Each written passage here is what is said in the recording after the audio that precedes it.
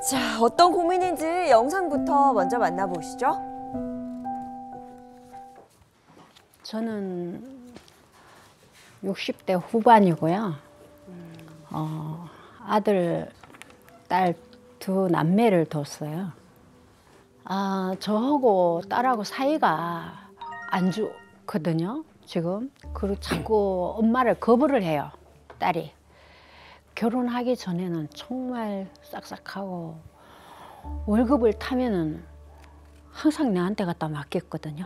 그러고 자기가 자기 거 뭐 한 가지 사면 내 것도 한 가지 사오고 이렇게 이쁜 딸이었어요. 엄청 좋았는데. 결혼하고 한 3년 후부터 별로 3년 전부터. 뭐 사이는 안 좋았어요. 뭐 자주 집에 오지도 안 하고 하는데 더 심해진 거는 이제 아기 낳고 제가 아기를 좀 봐달라 하는 거를 사정상 못 봐주게 됐었어요. 그때 사정에. 아기를 돌보려 하니까 거리가 멀잖아요.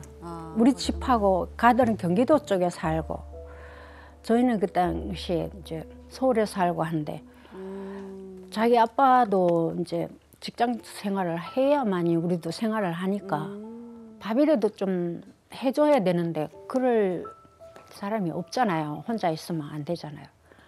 그래서 건강도 안 좋았고 사실상 그 당시에 체력도 딸려거니와 힘들었어요. 왔다 갔다 며칠 해보면요. 네. 그뭐 가서 뭐 애기만 보는 게 아니고 눈으로 보이는 거 뭐 반찬이라도 좀 해줘야 되고 살림해줘야지. 해줘야 되잖아요.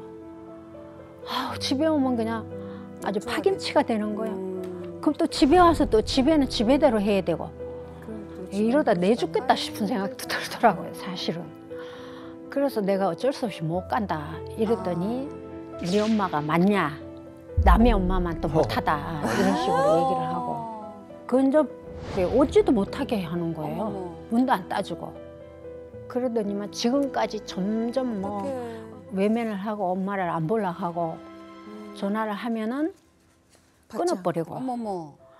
손주까지 보내도 안 해요, 우리 집에. 사실은. 지금 3년째. 그래서 그때부터 아주 딱 돌아서 가지고 그냥 남대하듯 하는 거예요, 엄마를. 그래서 제가 왜 저래 변했지 이러면서 좀 괘씸한 생각도 들고 참 이런 일이 남한테 말도 못하고 정말 고민입니다.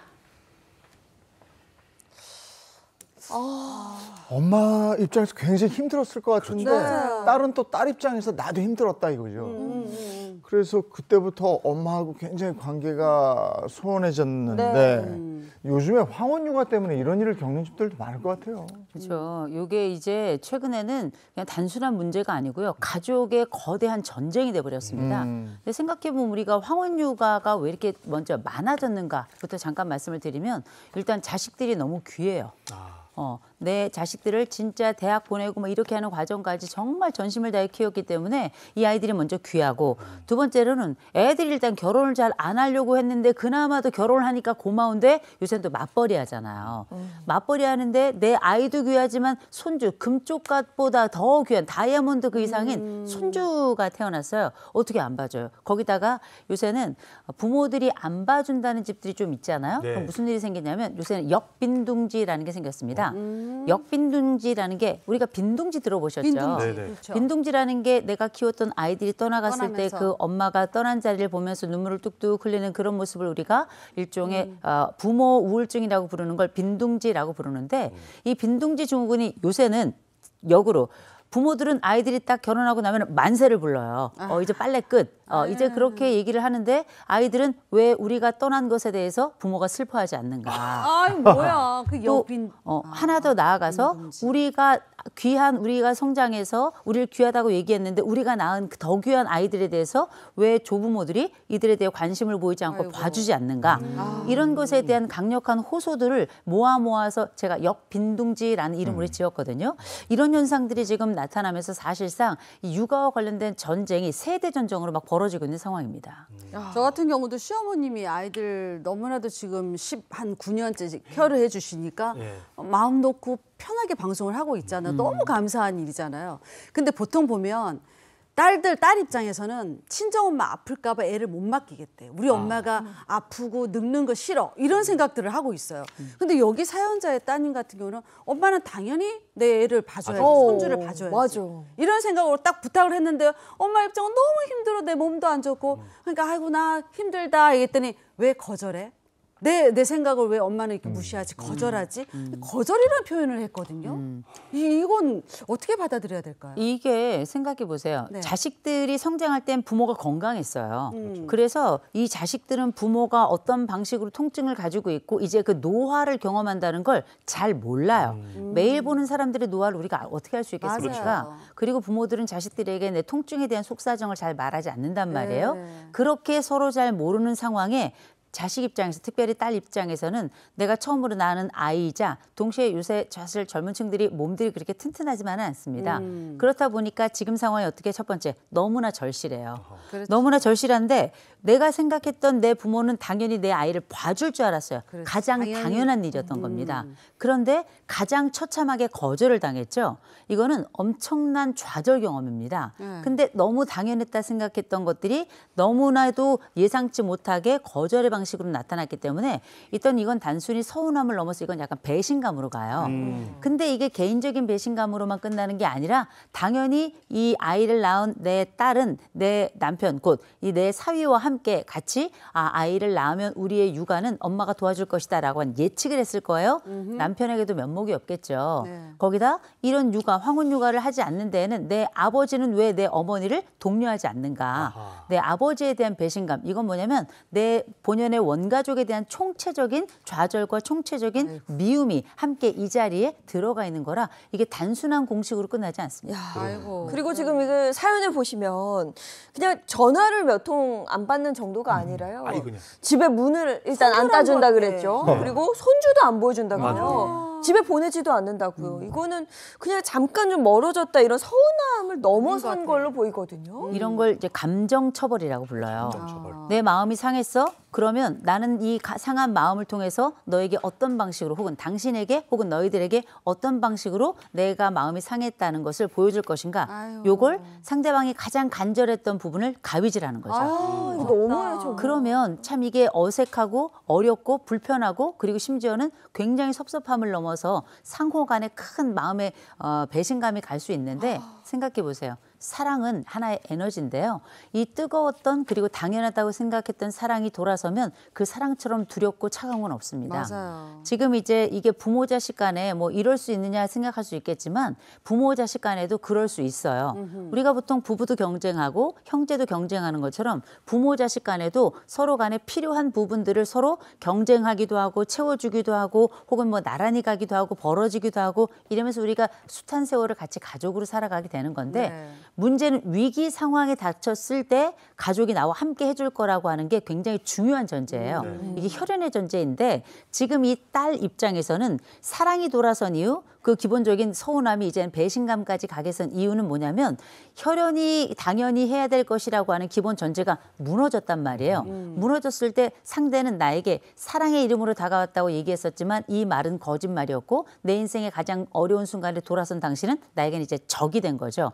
그러니 나에게 이런 아픔과 상처와 좌절을 준 사람에게 가장 간절한 건 뭐겠습니까? 손주라고 하는 또 다른 이어진 혈연이에요. 이 혈연이 더 간절한 걸 알고 있기 때문에 이걸 아이를 보지 못하게 심지어 뭐 사위를 못 보게 혹은 며느리를 못 보게 이런 방식으로 하는 건 내 감정에서 기인한 거기 때문에 이런 걸 우리가 감정 처벌이라고 부르죠.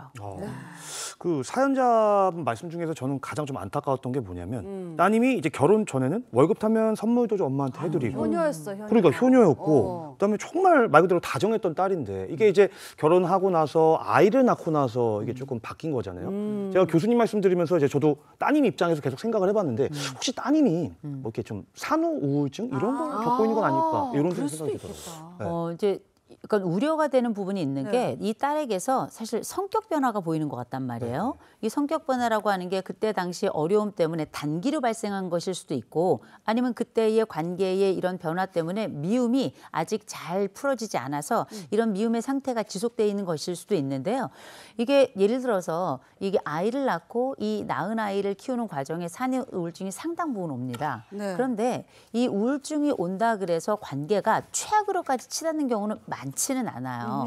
그런데 분명한 건 우리가 이 성격 변화로 나타난 거라면 단순 섭섭함이나 그때에 대한 아주 짧은 순간의 배신감이 아니라 이 아내 곧 이 한 여인이 아이를 낳고 엄마가 된 다음에 이전의 젊은 시절 또 홀로 지내던 시절 연인으로 지내던 시절의 모든 특성들이 완전히 달라진 형태로 나타난다면 이런 모든 것들을 총체적으로 고려했을 때 이 사람에게 산후 우울증이다라고 하는 부분들을 얘기할 수 있는데 이게 단순히 나는 우울해 음식이 잘 넘어가지 않아 아이를 보고 싶지 않아 이 정도가 아니고요. 때로는 굉장히 심각하게 타인과의 관계를 완전히 끊어버리거나 아이와의 정서적 관계도 끊어버리거나 때로는 아주 공격적 행동이 가까운 가족들에게 심지어 아이에게도 일어날 수 있기 때문에 그렇죠. 이런 부분을 좀 총체적으로 고려하셔서 내 가족 중에 또 산모 또 아이를 낳은 지 보통 1년 이내인데 이런 변화들이 주기적으로 낫지 않고 계속 유지된다. 이거는 꼭 전문의를 만나보셔야 되는 주제입니다. 네. 근데 실제로 사연자분이 느끼기에도요, 이 따님이 정말 산후 우울증이 심각하다. 이렇게 느꼈던 일들이 있었다고 하는데요. 한번 들어보시죠. 네. 사이가 이제 한날 전화가 왔어요. 얘가 그러한 정신적으로 문제가 있는 것 같은데 좀 내가 무슨 얘기를 해도 듣지도 안 하고 하니까 이 정신적으로 좀 산후 우울증이 왔는지 남의 얘기를 말을 안 듣더라고요, 사실. 지금 현재는 직장도 안 나가고 집안에 저래 틀어박혀가지고 나오지를 않아요, 잘. 그리고 나중에는 한 1년 가까이 지나니까 나한테 심한 욕까지 해요, 이제. 애기까지 이제 막 폭력으로 막 때리고 한다는 거예요. 악인데. 안 되는데. 그래가지고 이거 우울증이 왔나 뭐 무슨 병원에라도 좀 데려가야 안 되겠나 싶어서 가자고 하면 안 가려고 그래요. 어떤 때는 저 집안에서 뭔 일이 있을까 뭐 이런 불안한 마음이 막 많이 드는 거예요, 내가. 아니 지금 얘기를 들어보니까 산후 우울증으로 의심할 만한 증상들이 있어요. 좀 심해 보이는데. 이거 어떻게 들으셨어요? 제 주위에도 산후 우울증 겪었던 분들 이렇게 얘기를 들어보면 직장을 다니고 활발하게 막 뭔가를 하다가 출산하면서 집에 딱 있으니까 모든 게 다 끝나버려. 그러니까 애만 멍하니 보고 있으니까 내가 지금 뭐 하고 있는 건가 아무 생각이 안 든대요. 그러니까 이것도 귀찮고 저것도 귀찮고 애도 그냥 그렇게 이쁜 애기 얼마나 예뻐요. 네. 애도 미워진다는 그런 말까지 하더라고요. 그러니까 이 산후 우울증이 되게 심각하게 앓고 있는 사람들이 많은 것 같아요. 그러니까 이게 이제 따님도 따님인데 뭐 말씀하신 것처럼 아이한테 미치는 영향이 좀 걱정이 그래, 됩니다. 지금 맞아. 욕까지 한다고 하니까 네. 이거 좀 진짜 상황이 좀 심각한 것 같아서 그러니까요. 네, 치료가 좀 필요해 보이거든요. 이게 그냥 산후 우울증이 아니라 그걸 뭔가 넘어선 무언가가 네, 또 네. 있는 것 같은데 지금 이 상황 좀 어떻게 봐야 될까요? 지금 이 상황이면 아이 먼저 분리해야 됩니다. 지금 뭐 엄마에게 욕하고 그건 지금 떨어져 있는 사람이잖아. 물론 그러면 안 되겠지만 네. 뭐 사정상 우리가 살다 보면 이런 일도 있고 저런 일도 겪을 수 있죠. 네. 뭐 집에서 은둔한다 그럴 수 있어요. 직장을 그만뒀다 그럴 수 있어요. 그런데 지금 개인이 이 어려움을 겪고 있는 것도 있지만 저항할 수 없는 또 하나의 생명이 그 앞에 있잖아요. 근데 결국은 이 아이의 아빠는 출근을 해야 될 거고 이 엄마와 아이 둘이 아주 긴 시간을 함께 있을 텐데 이 아이에게 폭력적인 양상 아이를 때리기까지 했다고 이야기할 텐데 그건 아빠가 본 일련의 사건으로 끝나지 않았을 겁니다. 분명히 또 다른 순간에 아이에게 밥을 제대로 주었는지 또 이 아이 기저귀를 제대로 갈아주었는지 필요한 약을 충분히 먹였는지 예방접종을 했는지 특별히 아이에 대해서 이제 물리적인 가격을 했다는 건 굉장히 심각한 겁니다. 그래서 일단은 이 아이부터 제가 볼 때는 좀 분리를 할 필요가 있어요. 근데 이 분리하는 과정에도 지금 이 엄마가 병원에 가자 그래도 병원을 안 가잖아요. 네. 대부분 가장 아픈 자들은 자기가 아프다는 걸 이해조차 못하기 때문에 제가 볼 때는 지금 이 고통의 심연 속에 들어가 있는 것 같아요. 우울로 취재하면 대단히 중증 우울에 들어가 있는 것 같고요. 심지어 아마 그 일상을 좀 살펴봐야 될 것이 주변에 여러 집안일을 곧 가사를 거의 하지 않고 본인의 몸을 돌보지 않고 잘 씻지도 않고 타인과 만나지도 않고 남편과도 얘기를 하지 않고 아이에 대해서는 공격적이고 이 모든 것들이 2개 이상 발생한다면 이건 전문의 필요가 반드시 필요합니다. 근데 상담을 받으러 가자 그래도 안 가고 병원도 안 가고 도와주겠다고 그래도 거부하고 다 싫다고. 이럴 때는 어떻게 해야 됩니까? 요새는 저희가 이런 돌봄 인프라가 굉장히 잘 돼 있어요. 어려움이 있을 때 집안에서 나오지 않는 사람들은 요새는 찾아갑니다. 왕진가듯이. 찾아가기 때문에 정신건강복지센터나 아니면 요새 이렇게 어린아이를 둔 경우에는 육아종합지원센터라는 곳이 있어요.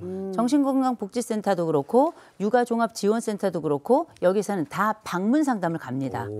방문 상담을 가는데 이 상담을 가서도 그 사람들을 만나는 게 쉽지는 않지만 맞아요. 이 전문가들이 한 번 가고 끝나지 않고요. 여러 번 찾아가면서 계속 얼굴 노출하고 관련된 이야기를 통해 접촉의 방법들을 잘 알고 있어요. 그러니 너무 염려하지 마시고 일단 나머지 가족이 전화부터 하셔야 됩니다. 전화하시고 또 한 가지는 사실 이게 가족이 함께 하기가 어려운 상황이 있어요.